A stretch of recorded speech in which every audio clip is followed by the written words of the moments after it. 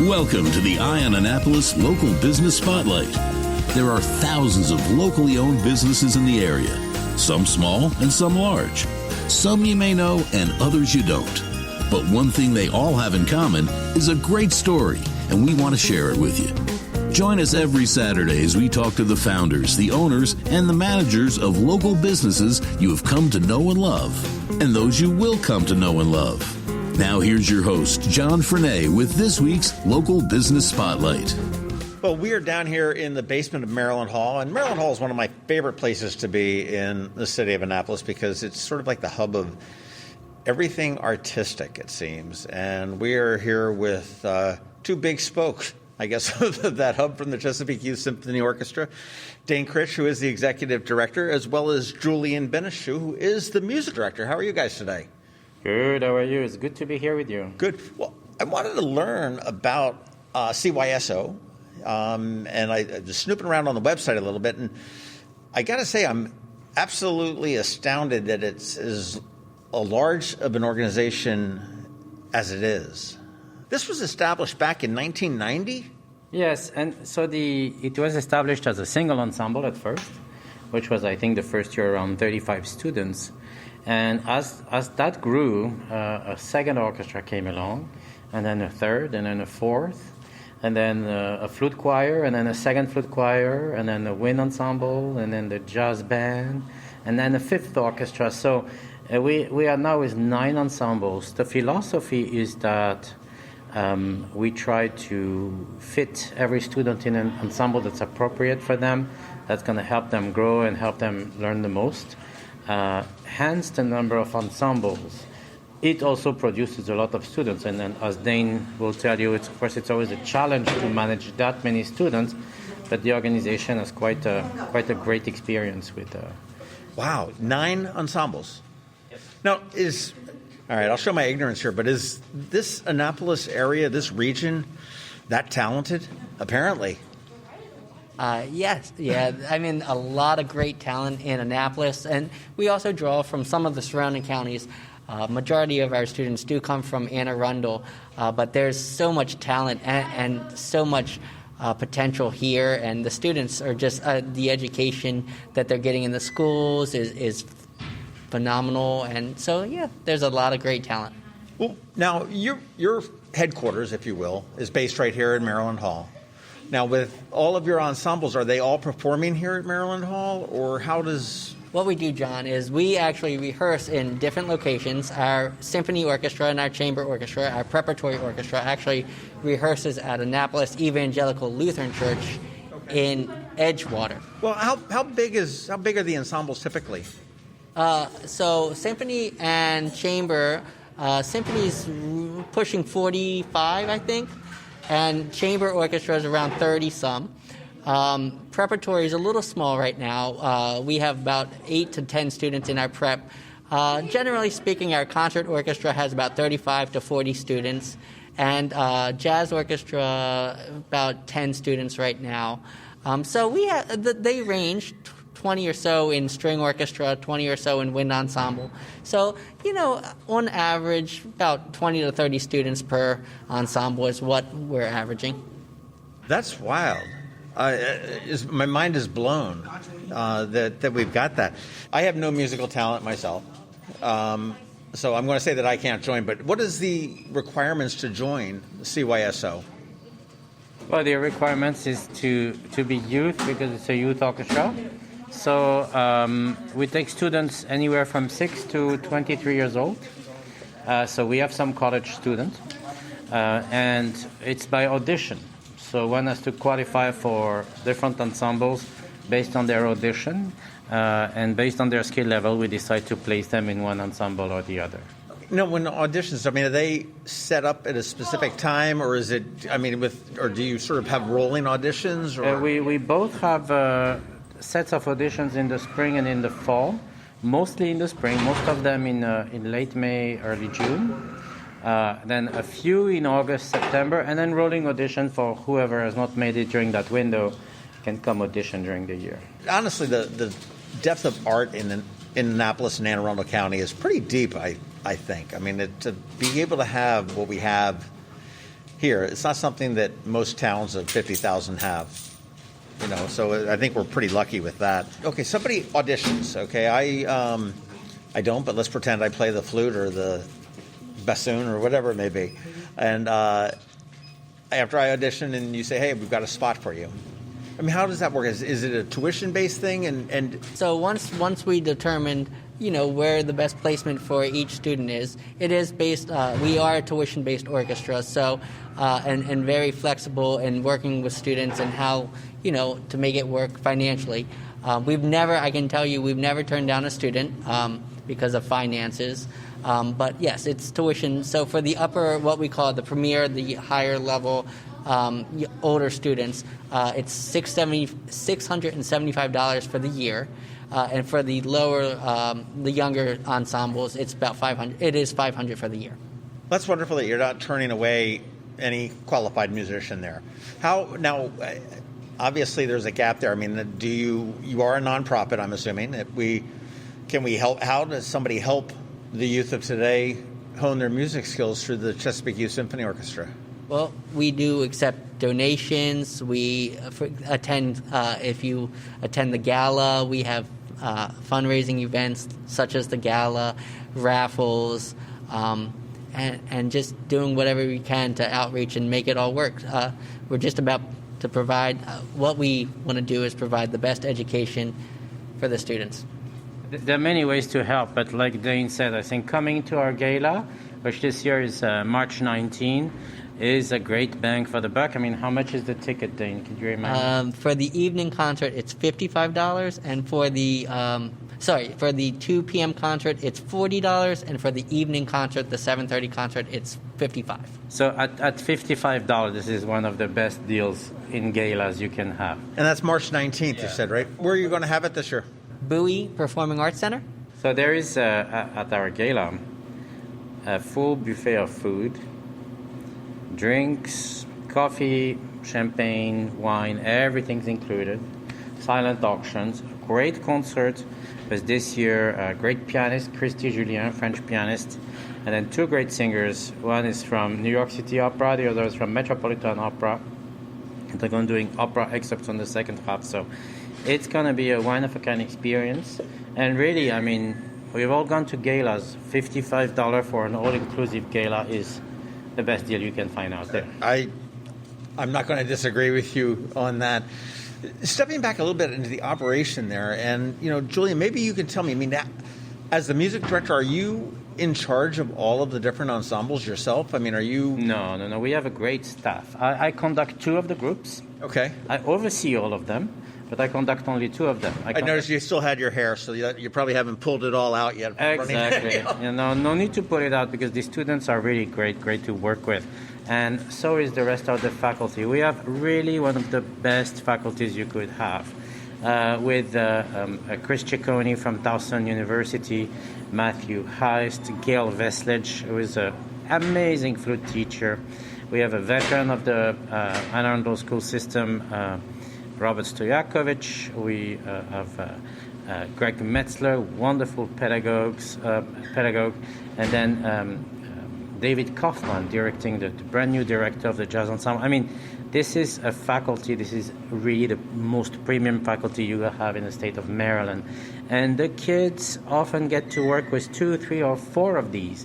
Some of the kids will go to flute choir and chamber orchestra and concert orchestra and symphony, or they'll go to jazz band and symphony, and they'll go through the regular ensembles, but also participate in the jazz, they participate in the flute, they participate in the wind ensemble, so they get to learn from a bunch of pedagogues. The way we are set up is that they really are nurtured by the greatest pedagogue, but they are put through professional-like experiences so that they really have both ends of the equation.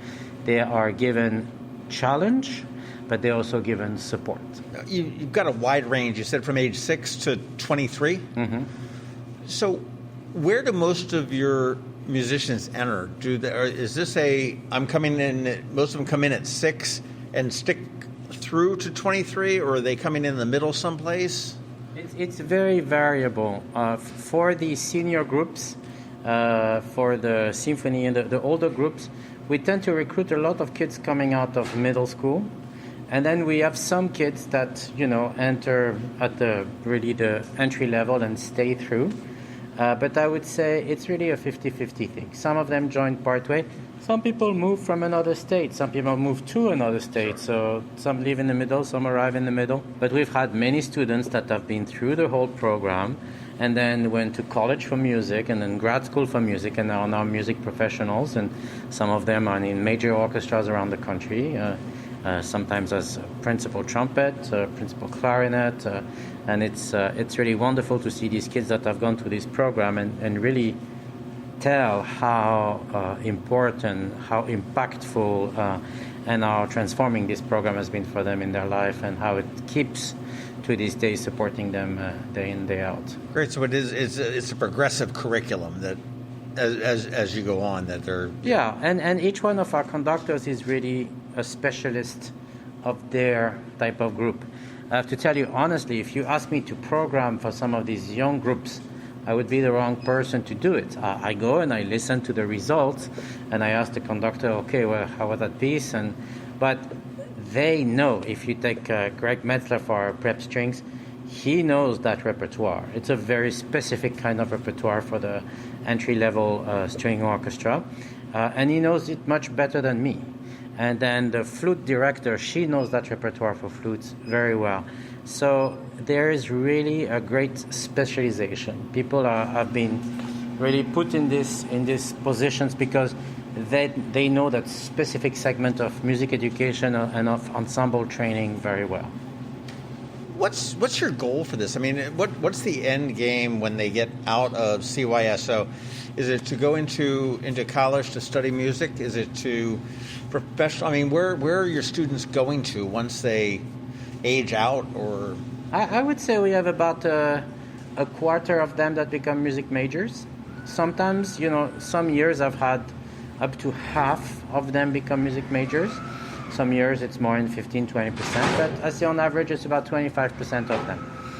Out of these, we see about half of them keep going with a music career, and half of them now, I see their Facebook pages, they are engineers, they are doctors, they are surgeons, and they go to all sorts of careers. The important thing is that the music training makes you good at anything. And I think that's the key to all of it. Despite the fact that sometimes the arts and music get cut first out of the school when there is budget restriction, it's still, in our view, the most important subject to study. Music is the one activity that engages your entire brain. It engages your logical mind, your emotions, your rational thinking. It engages everything. And so as a result, it's proven that students that do music do better at every subject. So as a result, we have a lot of students that are very serious with the music, but they can be very good, but they'll decide to go do something else. And they'll get into Harvard and MIT and Yale and into very good schools and will do very well at other subjects. And we feel like the music that they've done is a support to their intellectual prowess and to their working skills. They work better as a team, they focus better, they are more precise, they can control their emotions better. I mean, there's an whole range of skills that is gained, not only from music playing, but from ensemble playing in particular. So from orchestra and from other ensembles, that is really unique to that art form, and that we think creates strong leaders for the community. And we believe, and that's why we never turn any student away, that it's beneficial to any student. One does not have to come out of a very educated or well-to-do family. One can come from a modest background, but through music can really elevate. And I know many examples of people that have elevated themselves through music and have been able to be upwardly mobile socially because of their love for music and because it just helped them break through. Well, this is a love that stays with you forever. Absolutely. And, I mean, I have an appreciation. I halfway jokingly say that I still want to kick my mother in the butt for not forcing me to play anything beyond the recorder and, in second grade. And I'm sure I would have fought her every step of the way to take piano lessons at age 7 or something like that. But as an adult, that's just a real regret that I have on my upbringing. I wish that I had taken some lessons to learn how to play, whether it be the guitar, and I bought a guitar and tried a couple little things during COVID. I mean, some people cook bread, and I said, okay, well, let me see what I could do with a guitar. Hasn't helped much of anything, but it's a little bit of therapeutic, but it's something that I do regret with my life, that my parents didn't force or insist or strongly persuade me to take up some sort of a musical instrument to play. Yeah, it's and everybody sees this differently, of course. But I do believe that musical education is important enough that, like you say, the parents should not necessarily force very hard, but push. And I don't believe that it's worth fighting over, because that's never productive. But definitely insisting and pushing for it is really the best thing to do for the child.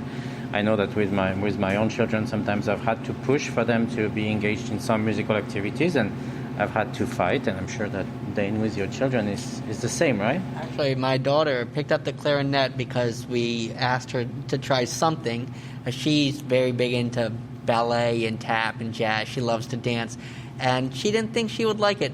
But I'll tell you, she's picked it up a lot more lately than I've seen her. I think she's actually grown to really like it. And actually, she's 11. And we said, hey, why don't you take some lessons? Because we do think it's good to, get some comments, some feedback, to be able to get other perspectives. And she's actually picked up her clarinet quite a bit more and I'm very happy, yeah. That's wonderful. Instruments are great for kids. I mean, they truly are.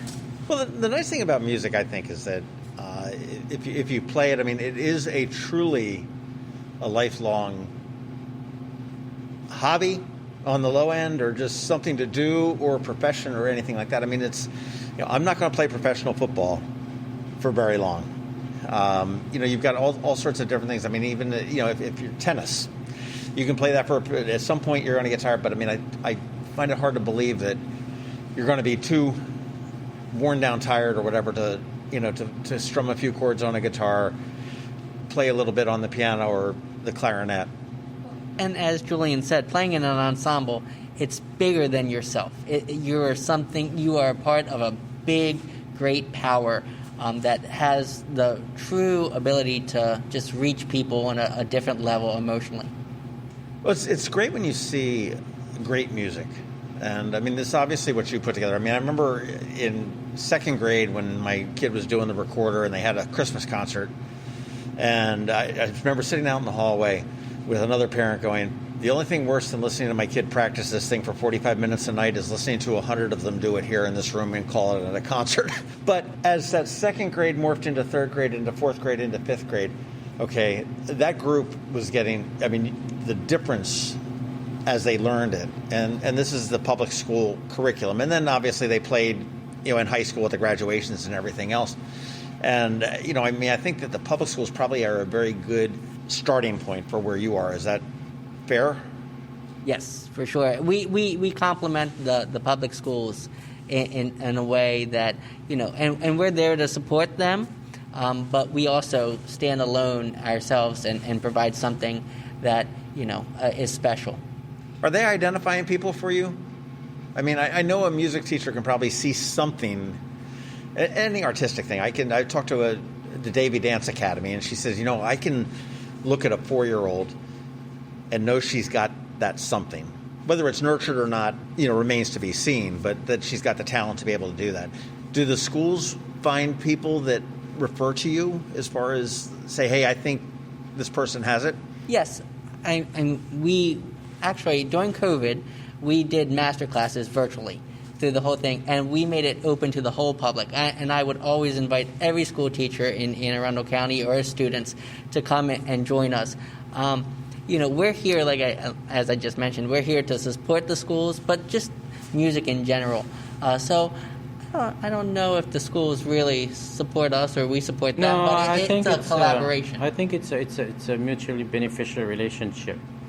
I think we would not be here if it were not for the music programs in the public schools. And I say this with great confidence because I was born in a country where there's no music in the public schools, and there are also no youth orchestras around. There's just only music school orchestras. So these independent youth orchestra like ours are only possible because there's music in the public schools. So you're going to tell me, well, but what about all these people that are homeschooled and in the private school? Yes, they also practice music because the culture is instilled by the music school the public school music programs. The overall, I would say, fabric of the music education landscape in the U.S., and especially in the state of Maryland, but I think in many states, very few states have an impoverished musical education, is because of this investment at the public school level and because of how many people practice music in the public school system. That creates a need for people to just want a little more. And we're not here to replace this music school program. We're just here to give a little extra for those that want to focus one extra day of the week. We've had students that had 5 rehearsals a week at their public school, plus the rehearsal with us. These are students that in terms of, ensemble experience will rival with some professionals. They've played as many hours in ensemble as some professionals. These are people that once they graduate high school and then college and then grad school, they're ready to go play in any ensemble because from a very young age in their elementary school, they were doing string orchestra and then symphony orchestra in high school, plus youth orchestra. Then they do multiple orchestras in college and grad school. When they come out of there, they're already professionals already. Whereas you have models like some countries in Europe, including France, where I come from, where you actually get very little ensemble practice before you actually get a job. And so you learn your skill on the job because you've played just a few hours of orchestra in conservatory, you've never played it in school. My greatest shock was when I went to Germany and as a high school student, and I discovered they had a rehearsal space and a concert space at the high school. That's not something you see in Southern Europe. That doesn't exist. It exists in Anglo-Saxon countries, in England and in Germany and in the U.S. In France, there's not a single high school with an auditorium in it. It just doesn't exist. There's a gym and that's it. And there's almost never a concert in a school. So I want to say that this is really a treasure to have music in the public schools. And as I said, we are here to support the public schools and the schools in general music programs by just giving the student that extra edge if they want it. Giving them that extra edge, and we send them back to their music school, their school music program. We just send them better, more motivated, and we hope that it's mutually beneficial, which I think has proven to be year after year. At this point, our relationship with Anne Arundel County is really, truly excellent, and we just hope to keep collaborating and giving the best for all of the students to get the most musical education they want. Wonderful. Well, I'll tell you, as we begin to wrap it up, I've got a quick question for both of you, and because you probably both have different ideals, but Dane is the executive director of Chesapeake Youth Symphony Orchestra. And by the way, the website is cysomusic.org. And that's where you can get all the information on there. You'll be able to find tickets to the gala, which is March 19th. All sorts of information, how to support it, how to, if you've got a savant that's coming in, to how to enroll and everything else. But you're charged with basically running the organization. What's your dream? We've been going strong since 1990, but what's your dream to see where you push the organization to? Honestly, after a concert and listening to these kids and just watching even in rehearsals, I feel like every week is my dream. We just put a video on social media last week of the symphony orchestra rehearsing. And I'll tell you, just listening to the level in which these kids play, That is my dream, that they continue to achieve this high success of music in which they're already achieving, and to just keep achieving it, to keep, it's such a benefit to these students. During the pandemic, the outlet that we provided these students with the ability to make music on a weekly basis, we remained in person for the most part, with some restrictions on winds and brass and stuff. But my goal was to always keep our doors open, because music is such an outlet. It's such a way to express yourself and be part of something, as I mentioned, bigger than yourself. And so, honestly, I tell you, after a concert, after listening to all of our students, every one of them play, my dream has always come true. So you come out of your concerts and you're on a big high?